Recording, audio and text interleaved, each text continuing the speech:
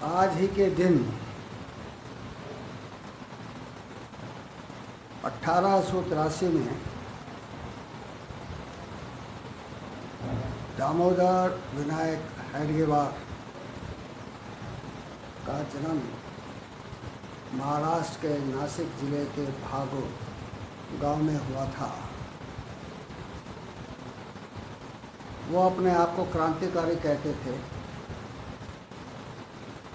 और कई क्रांतिकारी घटनाओं में उनका हाथ बताया जाता है।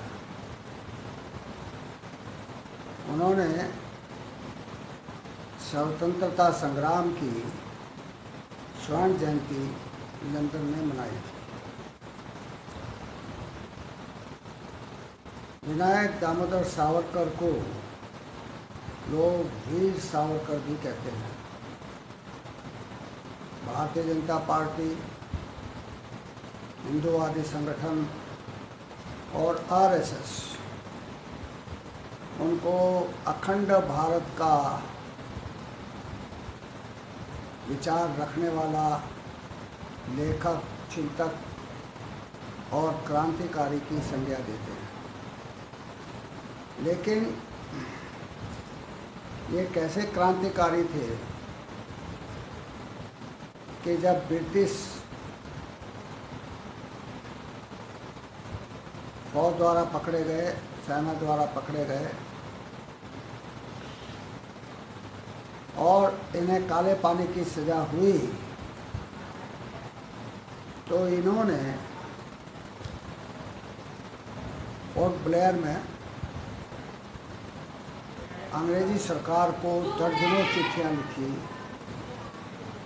ये कहते हुए कि मैं क्रांतिकारी नहीं हूँ, मैं ब्रिटिश शासन का पक्षधर हूँ, मैं ब्रिटिश सरकार को मानने वाला हूँ और भविष्य में कभी भी किसी भी क्रांतिकारी परियोजना में, योजना में मैं शामिल नहीं रहूँगा। उन्होंने हल्फनामा ब्रिटिश सरकार को दिया, तब जाकर के आज़ाद हुए। क्रांतिकारी या वीर वो होता है जो अपने उद्देश्य पर डटा रहे, अपनी जान की परवाह भी ना करे। और ब्लेयर की सेलुलर जेल में अनेक भारतीयों को रखा गया था जिन्हें काले पानी की सज़ा हुई और बहुत सारे लोग वहीं पर ही काल कलवित हो गए, यानी कि वहाँ पर उनकी डेथ हुई। लेकिन सावरकर ने डेथ से बचने के लिए माफ़ीनामा दिया ब्रिटिश सरकार को। फिर भी महाराष्ट्रियन जो ब्राह्मण है वो विनायक दामोदर सावरकर को वीर सावरकर के नाम से पुकारते हैं, जबकि इसमें कोई वीरता नहीं है, ये तो कायरता है। लेकिन जैसा कि होता है कि कुछ लोग जो भारत के अधिसंख्य जनता को गुलाम बनाए रखना चाहते हैं, उनको शोषित रखना चाहते हैं,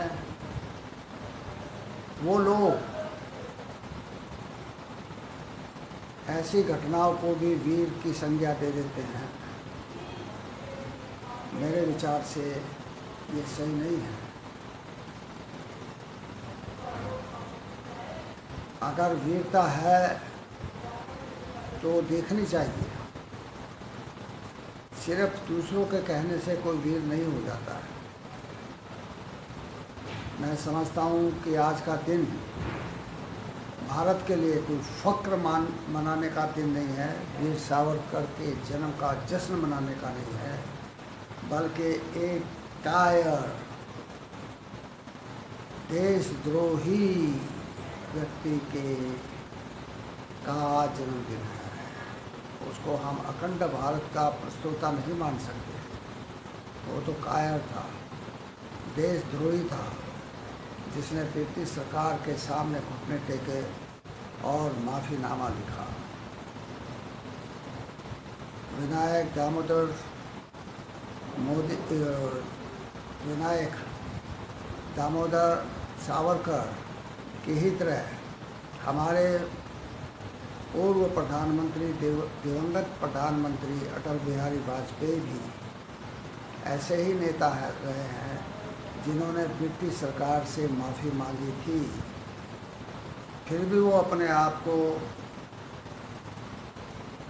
अखंड भारत का समर्थक मानते थे। फिर भी वो अपने आप को एक ऊंचे दर्जे का विचारक मानते थे, कवि मानते थे।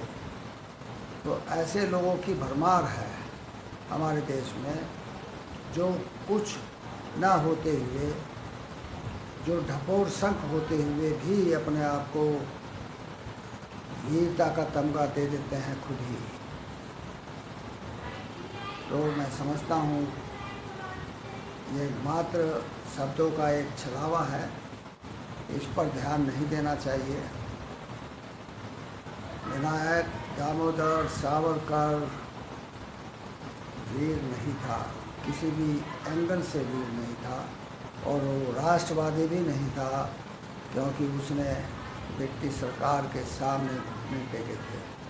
अखंड भारत का प्रस्तुता तो उसको कहा ही नहीं जा सकता, कैसे कहें। तो मैं समझता हूँ कि कुछ लोग जो इस भ्रम को पाल रहे हैं कि सावरकर एक महान विचारक था, चिंतक था, देशभक्त था, उनको पुनः विचार करना चाहिए कि सत्य क्या है, और जो सत्य है सिर्फ उसी को मानना चाहिए। जय भीम, नमो बुद्धाय। आपका मंगल हो, आपका कल्याण हो।